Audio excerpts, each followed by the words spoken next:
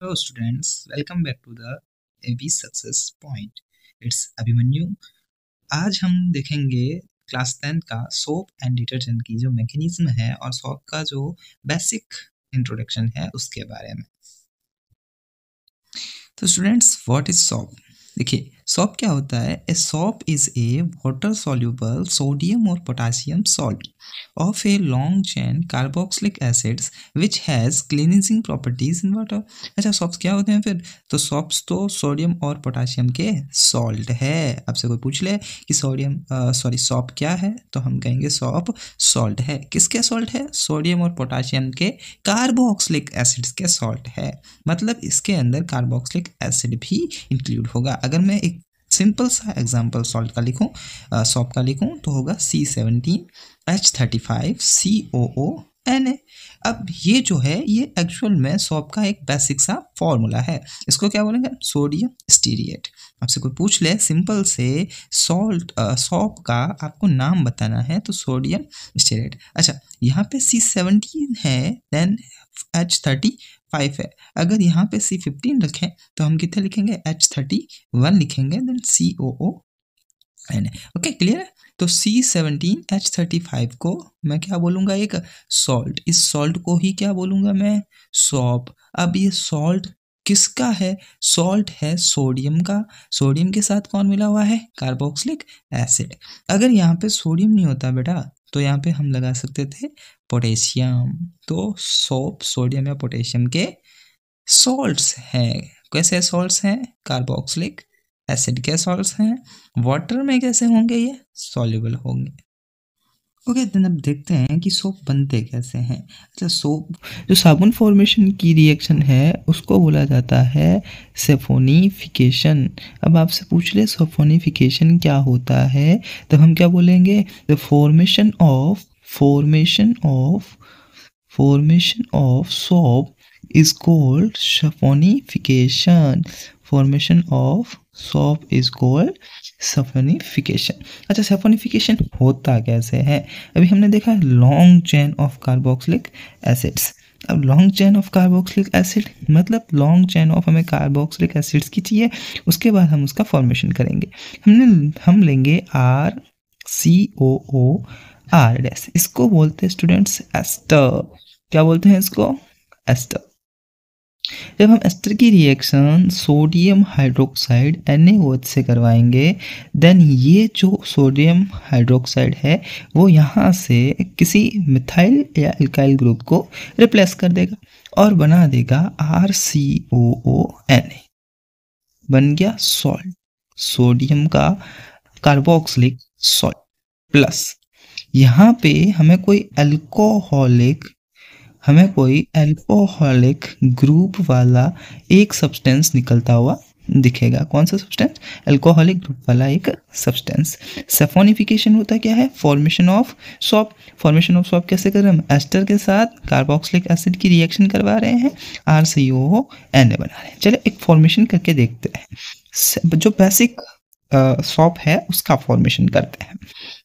हमने देखा basic salt के लिए लिखता हूँ मैं C17H35COOCH2। यहाँ पे CH2 जो है, अगर इसकी वैलेंसी पूरी करनी होती तो हमें CH3 चाहिए होता था, इसलिए हम यहाँ से एक नई चेन लेते हैं C17H35COOCH। यहाँ से एक और C17H35COOCH2। ऐसा हम इसलिए कर रहे हैं क्योंकि हमें कैसी चाहिए चेन? लॉन्ग चेन चाहिए। अब देखो यहाँ पे हमारे पास 3 कार्बोक्सिलिक एसिड के मॉलिक्यूल्स हैं जो एक चेन में है, प्लस NaOH।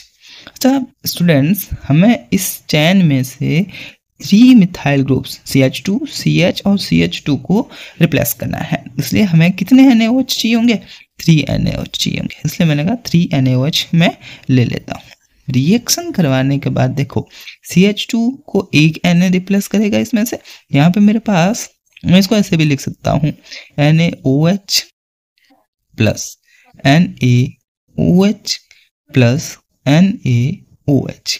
इस NaOH में से Na जो है इसको रिप्लेस करेगा, इस NaOH में से ये सोडियम इस CH को रिप्लेस करेगा, इस NaOH में से ये सोडियम इस CH2 को रिप्लेस करेगा।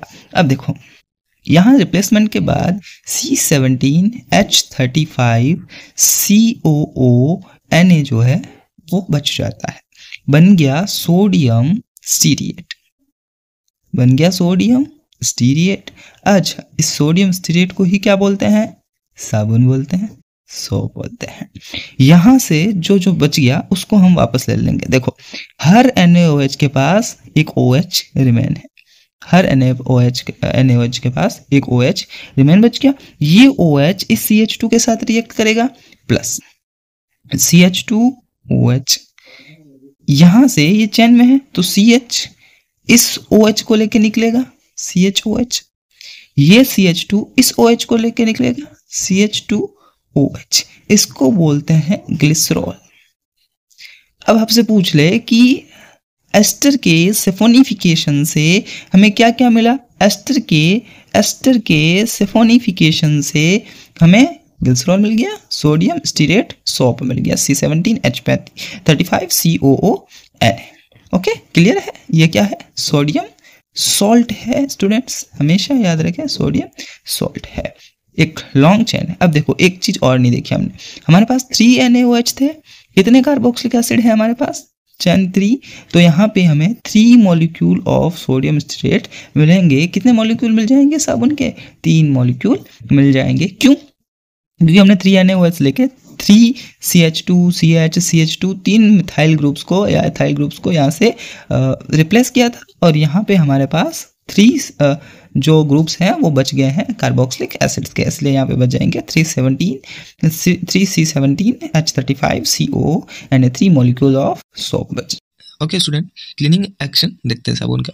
अगर मैं साबुन के मॉलिक्यूल को C17H35COO Na को तोड़ूँ तो यहाँ पे मिलेगा मुझे नेगेटिव चार्ज और यहाँ पे मिलेगा पॉजिटिव चार्ज। अगर इसकी स्ट्रक्चर बनाए तो देखेंगे हम इस टाइप की एक लॉन्ग चेन कार्बोक्सिलिक एसिड की स्ट्रक्चर है वो फॉर्म हो जाएगी। यहाँ हर पॉइंट पे एक कार्बनिक होगा और उसके साथ हाइड्रोजन के एटम्स होंगे, हर एक पॉइंट पे एक एक कार्बन होंगे, इसलिए लॉन्ग चेन होगी। तो टोटल कितने हो जाएंगे?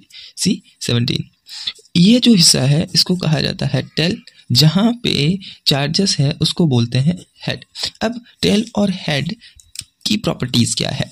यहाँ पे सारे के सारे चार्जेस है, इसका मतलब ये वाला जो हिस्सा है वो है पोलर, और जहाँ चार्जेस नहीं है उसे बोलेंगे नॉन पोलर।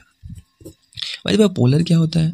पोलर वो हिस्सा होता है किसी सब्सटेंस का जिसपे स्ट्रॉन्ग चार्जेस होते हैं, स्ट्रॉन्ग चार्जेस वाले जो हिस्से हैं उसको हम बोलेंगे पोलर हिस्सा। ठीक है। दूसरी प्रॉपर्टी, ये जो हिस्सा है इसको बोला जाता है हाइड्रोफिलिक। इससे वाटर से प्यार है भैया, वाटर लविंग पार्ट है ये। जबकि ये जो है इसको बोला जाता है हाइड्रोफोबिक। हाइड्रोफोबिक का मतलब है ये वाटर से हिट करता है, वाटर हेडिंग। याद रखना, एक को प्यार हो रहा है वाटर लविंग, एक को नफरत हो रही है वाटर हेडिंग। तो वाटर हाइड्रोफोबिक, हाइड्रोफिलिक। हाइड्रोफोबिक कौन सा है? टेल वाला। हाइड्रोफिलिक कौन सा है? हेड वाला। अब देखो, जैसे ही हमारे पास कोई डस्ट पार्टिकल आएगा, मान लो कि एक डस्ट पार्टिकल पड़ा है यहाँ पे, हमने वाटर के अंदर डाल दिया साबुन कपड़े के ऊपर। अब देखो, साबुन की एक लॉन्ग चेन है यूं और एक हिस्सा है यूं, इसको हमने बोला हाइड्रोफिलिक, मतलब वाटर के ऊपर आसपास रह सकता है। इसको हमने बोला टेल वाले को हाइड्रोफोबिक। फोबिक का मतलब होता है फोबिया, फोबिया का मतलब होता है डर। तो ये वाटर से डरने वाला है। अब जैसे ही ये डस्ट पार्टिकल पानी के अंदर आता है तो जो सोप है वो अपने आप को इस टाइप से व्यवस्थित कर लेता है।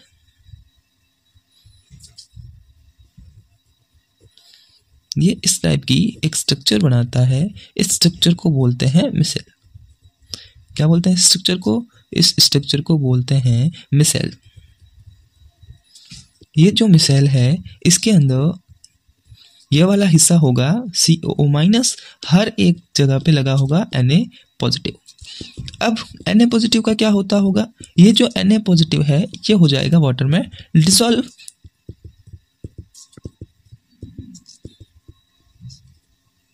और हर एक जगह पे होंगे CO-, COO-, COO-। हमने देखा था कि ये जो टेल वाला पॉइंट है वो है हाइड्रोफोबिक, इसलिए ये जैसे ही वाटर के अंदर जाता है ये डस्ट पार्टिकल के अंदर घुस जाता है, डस्ट पार्टिकल के अंदर जाके छुप जाता है। भैया हमें तो लगता है पानी से डर, और डर बड़ी खतरनाक चीज होती है, इसलिए डरते डरते ये जाता है और लुका छुपी खेलने लग जाता है। किसके अंदर छुप गया, ये छुप गया है डस्ट पार्टिकल के अंदर। और जो हाइड्रोफिलिक पार्ट है वो वाटर के ऊपर क्या बनाएगा, झाग बनाएगा। याद रखना, झाग कौन बनाता है, हाइड्रोफिलिक पार्ट साबुन का झाग बनाने का काम करता है। अब ये डस्ट पार्टिकल जैसे इसके अंदर घुस जाएगा, जैसे हम किसी हाथ से या वॉशिंग मशीन से इसे रब करेंगे तो रब करते ही ये जो है हाइड्रोफोबिक पार्ट वाटर से जब निकलेगा तो इस डस्ट पार्टिकल को कपड़े से अपने साथ लेके निकल जाएगा, ये रिमूव कर देगा। इस प्रकार होगी क्लीनिंग ऑफ डस्ट या cleaning action of a soap. कैसे हुआ क्लीनिंग एक्शन ऑफ सोप, साबुन का एक पार्ट एक बार और देखते हैं। डस्ट पार्टिकल, साबुन का एक पार्ट जो है वो है हाइड्रोफोबिक, एक पार्ट है हाइड्रोफिलिक, ये है फोबिक, ये है फिलिक। अब ये जो हाइड्रोफोबिक है वो वाटर के अंदर डरेगा, इसलिए वो क्या करता है, जैसे किसी डस्ट पार्टिकल को देखता है इसको आ जाता है, भैया मजा आ जाता है इसको। जैसे ये किसी डस्ट पार्टिकल को देखता है उस डस्ट पार्टिकल के अंदर जाके छुप जाता है और ये डस्ट पार्टिकल के साथ करेगा रिएक्शन। बाकी वाला जो हाइड्रोफिलिक हिस्सा है वो बनाता है वाटर के ऊपर झाग, लेदर बनाने का काम करेगा हाइड्रोफिलिक हिस्सा। देखो जैसे ये इसके अंदर जाएगा ये इस डस्ट पार्टिकल को रिमूव करने की कोशिश करेगा, डस्ट पार्टिकल के अंदर छुप के बैठ जाएगा टेल वाला ग्रुप, और ये है हेड वाला ग्रुप। टेल वाला ग्रुप इसके साथ रिएक्शन करेगा और जब ये कपड़े से निकलेगा तो ये इस डस्ट पार्टिकल को देख के निकलेगा। और डस्ट पार्टिकल कौन सा है हमारे पास, ऑयली है, और ऑयली पे कभी भी चार्जेस नहीं होते, ओके। तो आई होप आपको क्लियर होगा कि ये जो हाइड्रोफोबिक हिस्सा है वो डस्ट पार्टिकल के साथ रिएक्ट करता है, और जो हाइड्रोफिलिक हिस्सा है हेड वाला वो डस्ट पार्टिकल के साथ रिएक्शन नहीं करता, वो वाटर के ऊपर बनाएगा लेदर, और जो हाइड्रोफोबिक है वो डस्ट पार्टिकल के साथ रिएक्शन करके डस्ट पार्टिकल को लेके निकल जाएगा, ओके।